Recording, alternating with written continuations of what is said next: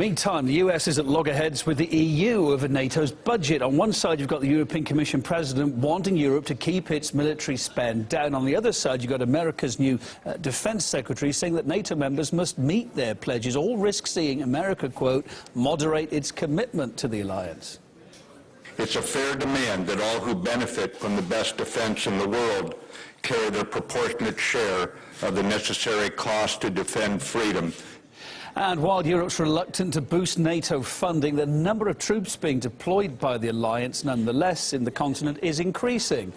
Poland, Romania, Bulgaria and the Baltic states are hosting soldiers from across NATO's 28 member states, with more than 7,000 troops and hundreds heavy armoured units in countries bordering Russia. Such a massive build-up may look quite alarming, but European politicians claim it's because of Russian aggression. We see is a more assertive Russia. We cannot feel secure with such a Russia. Threats and challenges emanating from the East. We are implementing the biggest reinforcement of our collective defense. And so this is a signal to Russia. During the Warsaw Summit in July, NATO recognized Russia as the main threat to the alliance's security. For the first time since 1989, the containment of Russia was officially proclaimed as a new NATO mission and has led to the further expansion of the bloc. Now they found a new reason to do it, a more serious one. That's how they think. Sophie Shevardnadze discussed America's involvement in the military build-up on Russia's doorstep with former US Defense Secretary William Perry in Sophie & Co. I myself believe it was a mistake for the United States to deploy the ballistic missile defense systems in Eastern Europe. The United States backing away from, reducing at least, the emphasis on ballistic missile defense in Europe, or maybe making some sort of assurances about not building up that capability in a way that would threaten Russia. If we could come to some kind of agreement like that, that would also be a benefit to our securities.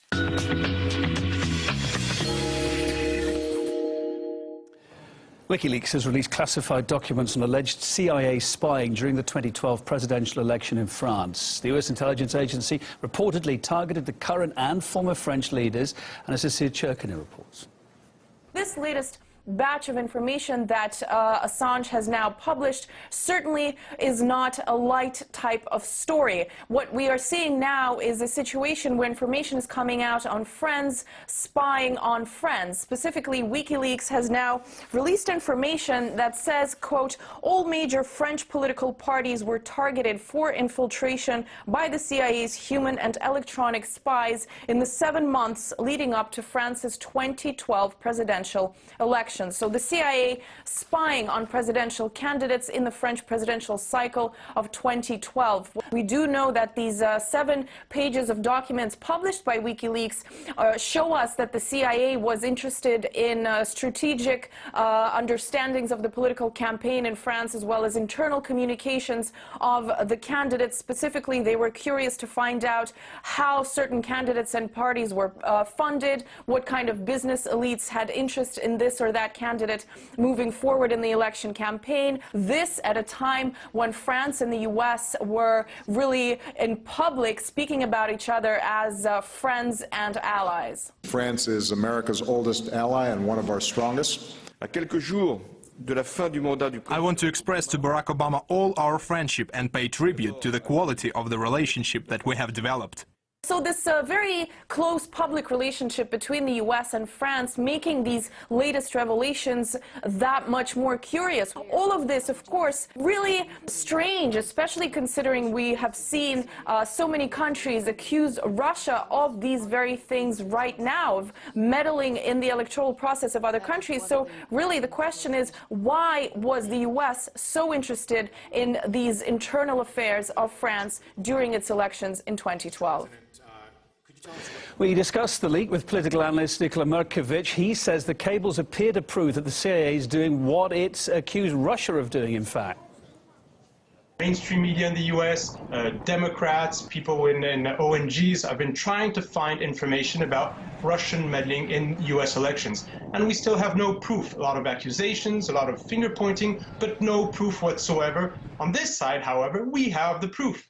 The CIA has not denounced these cables, this information coming through Wikileaks. We know that the CIA does do this. It got caught with its fingers in the marmalade jar a couple of years ago with Merkel. We know they already did this in France.